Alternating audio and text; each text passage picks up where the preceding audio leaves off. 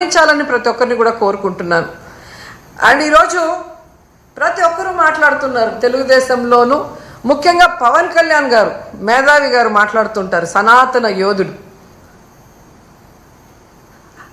జగనన్న ఈరోజు ప్రజా సమస్యల్ని మాట్లాడటం కోసమే అసెంబ్లీలో ప్రతిపక్ష హోదాను అడుగుతున్నారు.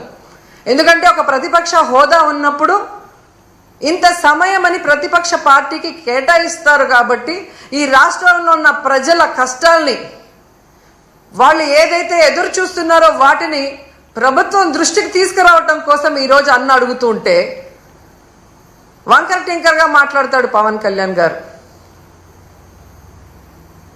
ఎక్కడో జర్మనీ అంటాడు, రష్యా అల్లుడు కదా, పక్కన జర్మనీ గురించి ఆయనకి బాగా తెలిసి ఉంటుంది. కానీ ఆంధ్రప్రదేశ్లో ఏం జరుగుతుందో ఆయనకు తెలియకపోవడం మాకు బాధాకరం. నేను హైయెస్ట్ సీట్స్ గెలుచుకున్నాను కాబట్టి అసలు ప్రతిపక్ష హోదా నాకుండాలి అన్నాడు. సంతోషం, నువ్వు ప్రతిపక్ష నాయకుడిగా ఉండి చంద్రబాబు నాయుడు చేసే తప్పుల్ని నిలదీస్తాను, ప్రజల పక్షాన ఉండి పోరాటం చేస్తాను అంటే వెంటనే మీ డిప్యూటీ సీఎం పోస్టుకి రాజీనామా చేసి ప్రతిపక్ష హోదా తీసుకొని ఎదురుగా కూర్చొని ఆయన చేసే తప్పుల్ని ఎత్తి చూపించండి. ఆ పని మీరు చేయలేరు కదా. చంద్రబాబు నాయుడికి కష్టం అంటే డైవర్షన్ పాలిటిక్స్ చేస్తారు, చంద్రబాబు నాయుడు గారికి కష్టం అంటే రోడ్డు మీద పడుకుంటారు. కానీ ఈ రాష్ట్రంలో ఆడపిల్లలు రేప్ అవుతున్నా, మర్డర్ అవుతున్నా, విద్యార్థులు రోడ్ల మీదకి వచ్చి చెప్పులతో కొట్టుకుంటున్నా, వాళ్ళకి జరిగిన అన్యాయానికి మీరు హాస్పిటల్ బెడ్ మీద పడుకొని ఏమీ విన్నట్టు ఉంటారు.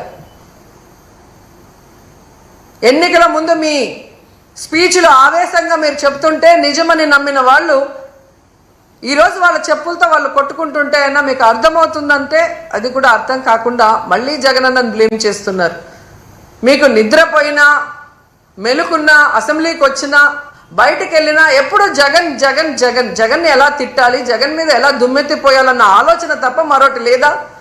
9 నెలలైంది మీరు అధికారంలోకి వచ్చి, మెజారిటీ సీట్లు మీకున్నాయని గొప్పగా చెప్పుకుంటున్నప్పుడు 11 సీట్లను ఎక్కిరించే మీరు 11 సీట్లున్న జగనన్నకి ప్రతిపక్ష హోదా ఇవ్వడానికి ఎందుకు భయపడుతున్నారు?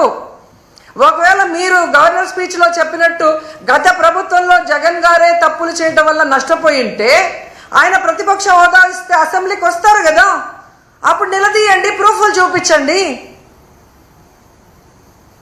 అంటే మీ పచ్చ మీడియాలో మీరు మాట్లాడే మాటలంతా కూడా అబద్ధాలు, కేవలం జగన్ని బ్యాడ్గా చూపించడానికి మీరు ప్రయత్నం చేశారు. అదే అసెంబ్లీలో అయితే ప్రూఫ్లతో కూడా చూపించాలి, అక్కడ జగన్ ఎంత మంచివాడు, ఈ రాష్ట్రాన్ని ఎంత అభివృద్ధి చేశాడు, ఈ రాష్ట్ర ప్రజలకు ఎంత వెల్ఫేర్ చేశాడు, ఎంత డెవలప్మెంట్ చేశాడో చెప్పాల్సి వస్తుంది. కాబట్టే ఈరోజు మీరు ఆయనకి ప్రతిపక్ష హోదా ఇవ్వటానికి నిరాకరిస్తూ మేకపోతు గాంభీర్యాన్ని ప్రదర్శిస్తున్నారు అనటంలో ఎటువంటి సందేహం లేదని కూడా ఈ సందర్భంగా తెలియజేసుకుంటున్నా. ఎందుకు ఇంత గంటాపదంగా నేను చెప్తున్నానంటే